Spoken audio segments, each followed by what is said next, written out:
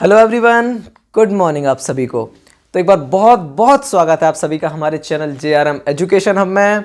और आज हम लेकर आए हैं बहुत ज़्यादा अच्छे और बहुत इंपॉर्टेंट टॉपिक्स आप सभी के लिए। क्लास 12th वाले जो बच्चे हैं जिनके पास फिजिक्स सब्जेक्ट है, फिजिक्स जो ह्यूमैनिटी वगैरह से नहीं है, तो क्लास 12th के फिजिक्स वालों के लिए चैप्टर 2 के इंपॉर्टेंट क्वेश्चन लेकर आए हैं जो आपके एग्जाम के पॉइंट ऑफ व्यू से बहुत ज़्यादा इंपॉर्टेंट है। ठीक है, ये वो वाले क्वेश्चन है बेटा जो प्रीवियस ईयर्स में जो क्वेश्चन पूछे गए हैं उससे रिलेटेड जो है, मोस्टली जो प्रीवियस ईयर में पूछे गए हैं तो उनसे रिलेटेड हम आपके लिए कुछ इंपॉर्टेंट टॉपिक लेकर आए हैं जो आपके लिए एग्जाम में आने की बहुत ज़्यादा पॉसिबिलिटी है। और मोस्टली जो है वो एग्जामिनर जो है, या फिर कह सकते हैं जिसने एग्जाम जो पेपर सेट किया है, तो वो मोस्टली इस क्वेश्चन, इन टॉपिक से क्वेश्चन आपको क्या करते हैं, हर बार पूछते हैं। ठीक है, तो कुछ इंपॉर्टेंट क्वेश्चन है क्लास 12th के चैप्टर 2 के पोटेंशियल कैपेसिटेंस के।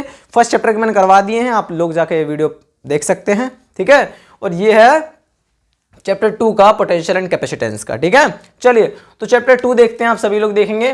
तो चैप्टर 2 का जो पहला टॉपिक है इंपॉर्टेंट है, और देखेंगे बेटा तो जो पोटेंशियल का जो कॉन्सेप्ट है ना बेटा, वो आपको पता होना चाहिए। पोटेंशियल डिफरेंस क्या है, पोटेंशियल क्या होता है, आपको फॉर्मूला वगैरह उसका पता होना चाहिए।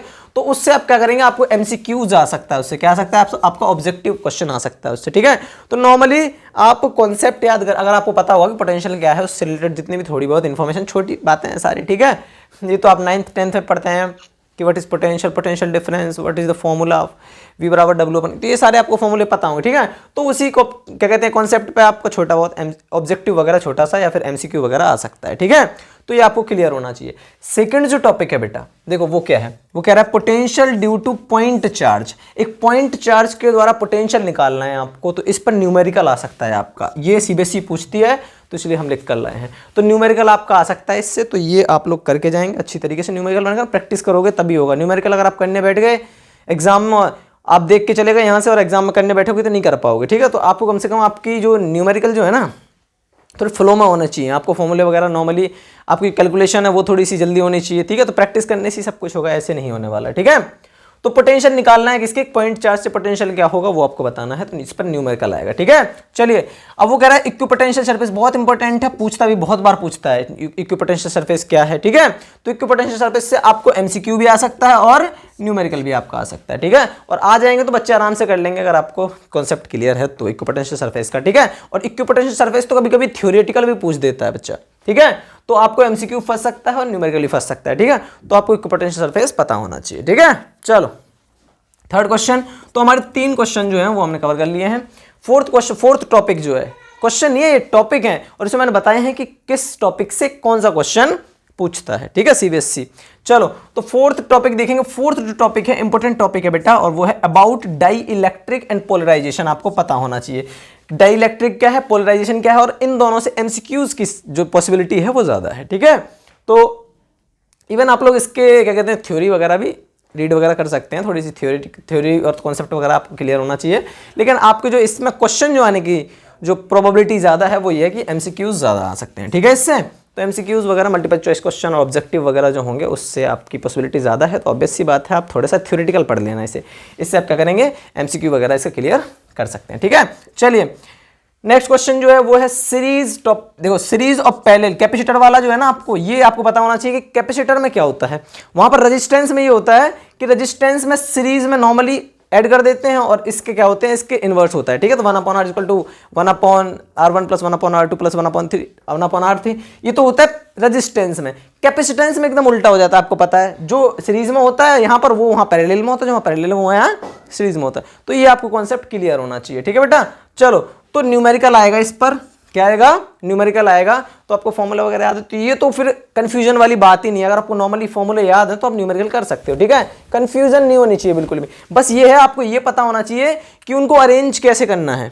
ठीक है, क्योंकि कहाँ पैरेलल में आपको सॉल्व करना है, कहाँ सीरीज में, तो आपको पैरेलल सीरीज सॉल्व करनी आनी चाहिए। अगर आपको रेजिस्टेंस भी सही से पैरेलल सीरीज आता होगा ना सॉल्व करना, तो आप कैपेसिटर भी नॉर्मली सॉल्व कर सकते हैं। ठीक है, लेकिन आपको ये पता होना चाहिए क्योंकि इससे MCQs भी आ सकता है आपका। ठीक है, वो आपको कह देगा कि दो कैपेसिटर मान लो सीरीज में लगे हुए हैं, फिर उसने कुछ ऐसा डायग्राम दे दिया, आगे जाके वो पैरेलल में हो गए हैं, तो आप उसको सॉल्व कैसे करेंगे, तो पता है ना, पहले से पैरेलल वगैरह सॉल्व कर लेंगे, फिर जो सीरीज में बना लेंगे तो फिर नॉर्मली सीरीज में उसे क्या कहते हैं, क्या कर लेंगे, सॉल्व कर। तो जैसे भी है आप लोग क्या करना चाहिए, आपको अरेंज करना आना चाहिए। ठीक है, चलो तो न्यूमेरिकल वो है इससे न्यूमेरिकल फंस सकता है। एमसीक्यू छोटा न्यूमेरिकल आ सकता है एमसीक्यूज, और लॉन्ग भी आ सकता है, ठीक है।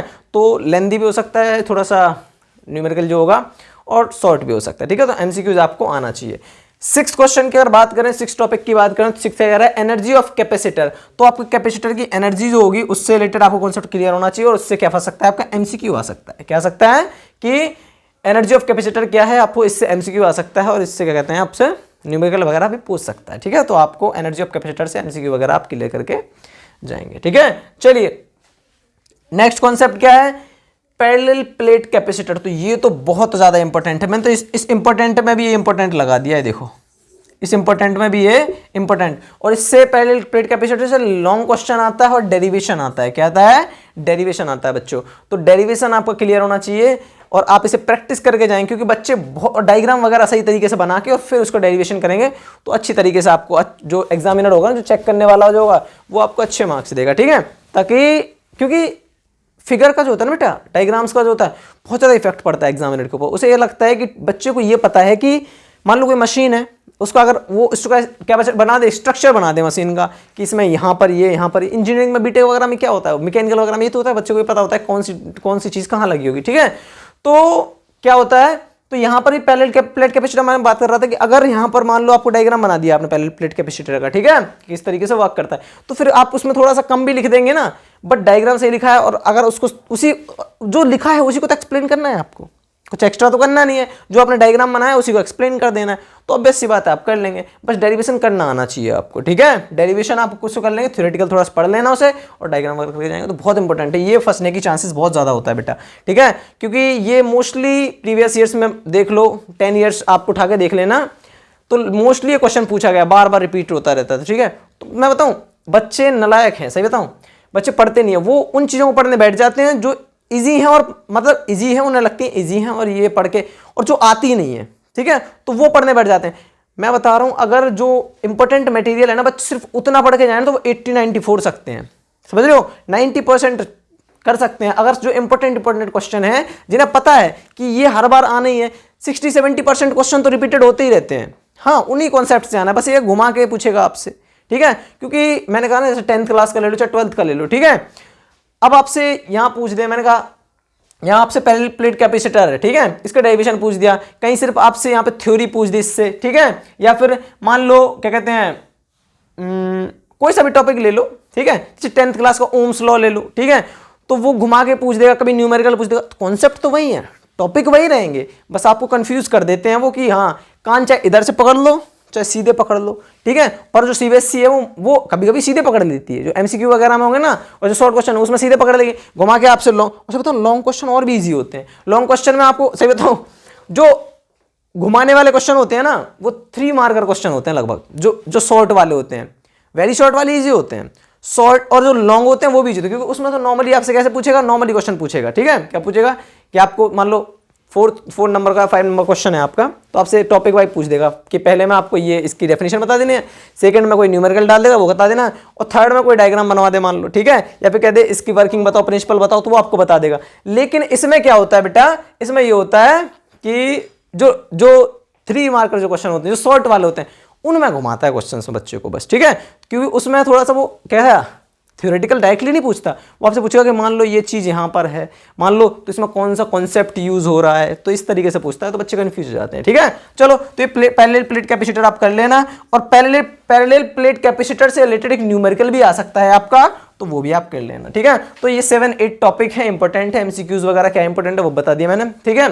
तो अगर आप इतना इंपॉर्टेंट मटेरियल भी याद कर लेते हैं ना, जो एग्जाम के पॉइंट ऑफ व्यू से बहुत ज़्यादा इंपॉर्टेंट है, और आपके ये पॉसिबिलिटी ज़्यादा है, प्रोबेबिलिटी ज़्यादा है कि आ सकते हैं, तो आप उनको करने में क्या प्रॉब्लम है आपको, ठीक है। सिर्फ उन्हें ही कर लेंगे तो भी आप 70-80, मैंने कहा ना 80% आप आराम से फोड़ सकते हैं, लेकिन आप पढ़ेंगे तब, सिर्फ लिख के सिर्फ ये देख ले, आप इनको प्रैक्टिस करेंगे, ये भी पूरा सिलेबस ही है लगभग, ठीक है। बस वो चीज़ हमने हटा दी है जो इंपॉर्टेंट नहीं है, और वो चीज़ें लाए हैं जो प्रीवियस ईयर में या हर साल पूछता रहता है, जो इंपॉर्टेंट है, बहुत ज़्यादा इंपॉर्टेंट है, वेरी वेरी इंपॉर्टेंट कह सकते हैं आप, ठीक है। तो वो हम आपको बता रहे हैं, बाकी आपको मेहनत करनी है, मेहनत में लगे रहिए, ठीक है। चलिए मिलते हैं अगली वीडियो में, ठीक है बेटा। चलिए, तो मेहनत और लगन से काम करते रहिए, और अपने हेल्थ का ख्याल रखिए, क्योंकि एग्जाम अब आ चुके हैं, 10-12 दिन बचे हुए हैं कुल, ठीक है। चलिए, बहुत बहुत शुक्रिया बेटा आप सभी का।